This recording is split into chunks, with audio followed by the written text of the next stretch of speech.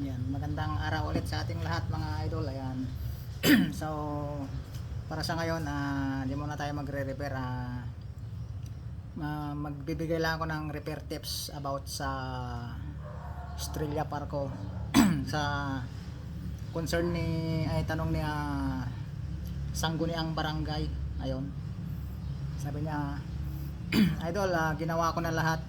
Singaw pa rin yung aking parko na gamit, sabi niya. Hindi raw magkarga ng hangin. Ayun. So idol, kung di bomba pa yung gamit mo, ayan, una mong gagawin is check mo yung, ito kasi na-convert na to ng CO2 eh. Ayun, check mo yung sapita, ayan.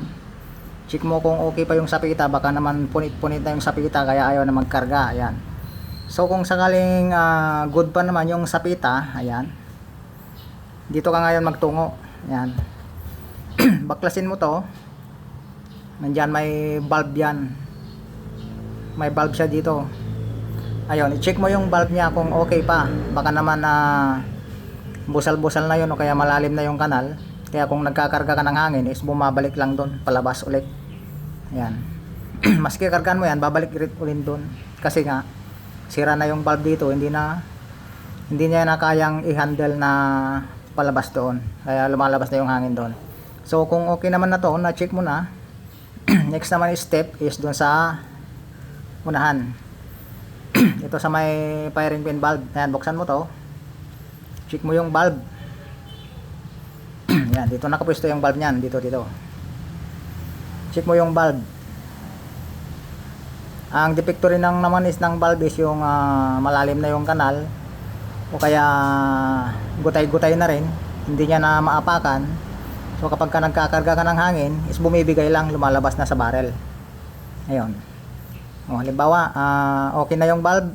So okay na yung valve na dalawa, sa pita, is ayaw pa rin kumarga. Ang tendency yan, idol, is yung hinang mo. Kung halimbawa, ayan, may hinang dito, ayan.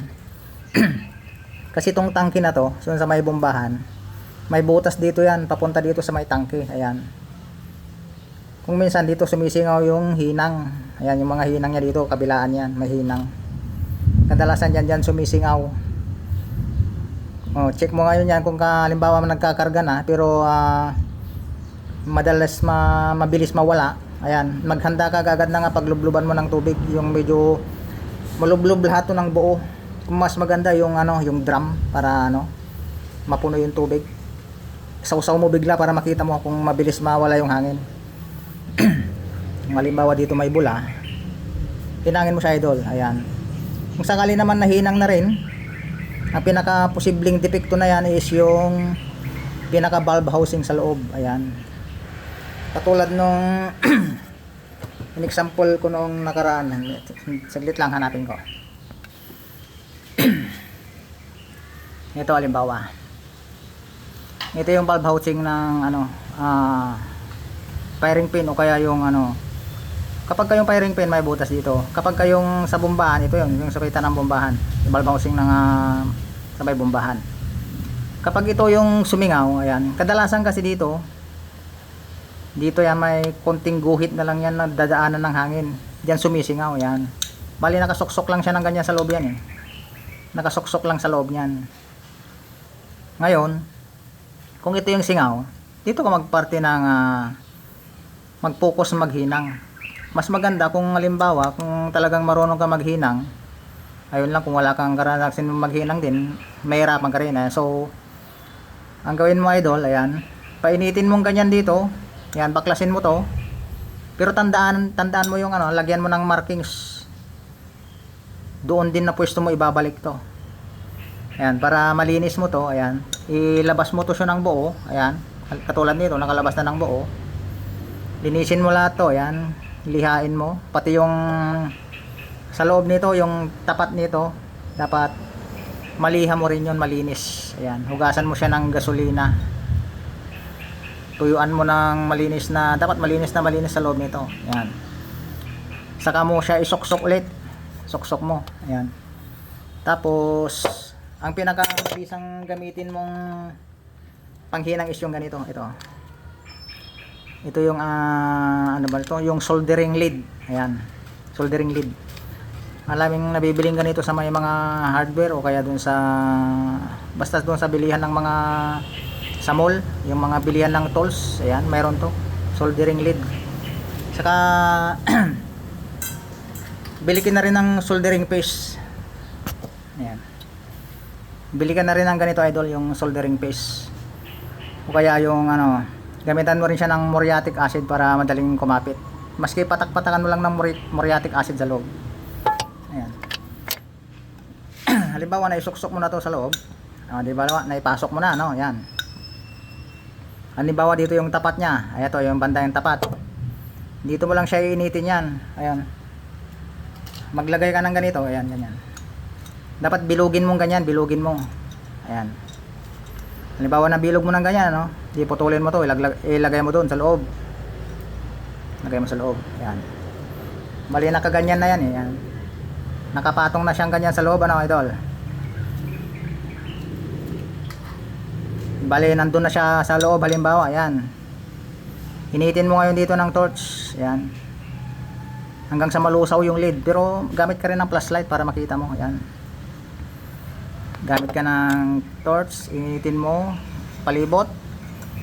Kapag ka nalusaw na yon, ayan, nalusaw na yung lid, magpipenetrate na siya dito sa loob, ayan, malulusaw na siya doon sa loob. So ganon. Tapos kung halimbawa nahinang mo na, baligtarin mo ulit, ayan, dito ulit, kabilaan, magbilog ka ulit ng ganon. Ayan, di ba magkadikit na ganyan yung tangke, ayan. Dito mo lang siya na parte tatamaan, ha, dito. Huwag mong idadama yung to, ha. Dito lang banda, dito pa ganyan lang palibot. Dito, yan. Diyan mo tatamaan ng torch.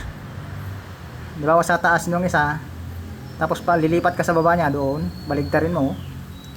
Doon ka ulit babanat. Ayan. So ganun lang simpleng ng ano, yung paghinang niya sa loob.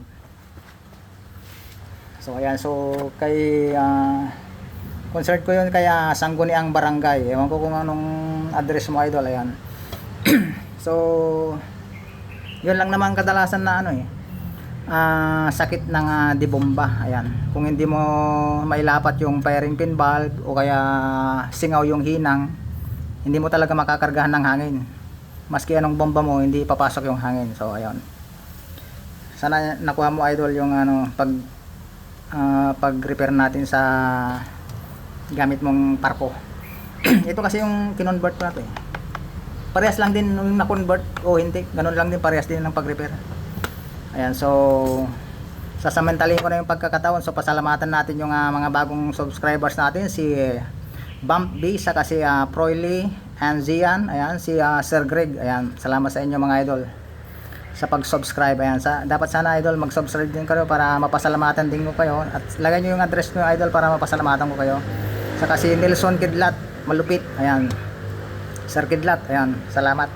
Saka si Donnie Soriano, Melvin Acob, ayan, si M-Lab M16, ayan, si Sangguniang Barangay, Maria Lorraine Maureen, ayan, Sherwin Mirasol, Idol Yones, Dempsey Hunter, Jeremy Agabaw, ayan, Brian Mix Vlog, ayan, saka si Freddy Season, Eman Tengala, ayan, si Abril Rose Waloy, Clark Kent Recinto, Dominador Calaor, ayan, saka si E-Boy TV Vlogs, Ramon Arquiliano, Sir John Monton, saka si Junior Balesteros, saka si Lizardo Rimando, at saka si Mong Tulagola ng Umingan. So yun lang mga idol, shout out sa inyong lahat. So salamat, more power, at saka sana nasundan nyo rin yung sinabi ko. Ayan, so ano pa ba yung mga possible defects ng dibomba.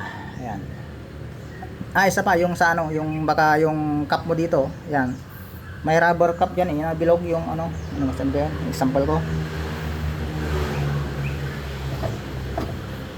eto. Yan, baka ito rin yung isang ano maliit yung ganito mo, hindi niya na masyadong matakpan yung butas, baka dito rin sumisingaw idol. Check mo lahat yung posibilidad na pagkakaroon ng leak. Yan, importante rin to, baka maliit yung ganito mo, hindi niya na masyadong makuburan yung tangke. So yun lang yung possible defect ng airgun. Saka yung mga dugtungan sa hinang, ayan, Diyan din ang possible defect niyan na cause ng leak. So yun lang naman idol. Simple lang mag-repair ng ganito. Basic na lang. Mapasingaw man o ano yan. Kayang-kaya mo nang tirahin pag ano. Nasundan mo lang yung step by step. Ayan, magsimula ka sa may sapita, ayan, papasok doon sa valve, papasok doon sa may firing pin, yun lang. So hanggang doon lang mga idol. More power and God bless. Saka subscribe na rin, like, share, and comment down below na rin kayo kung sakaling may tanong kayo. Ayan, kung baka masagot natin at matulungan ko kayo sa inyong mga problema sa gamit. So ayan lang. Subscribe na lang idol. Salamat.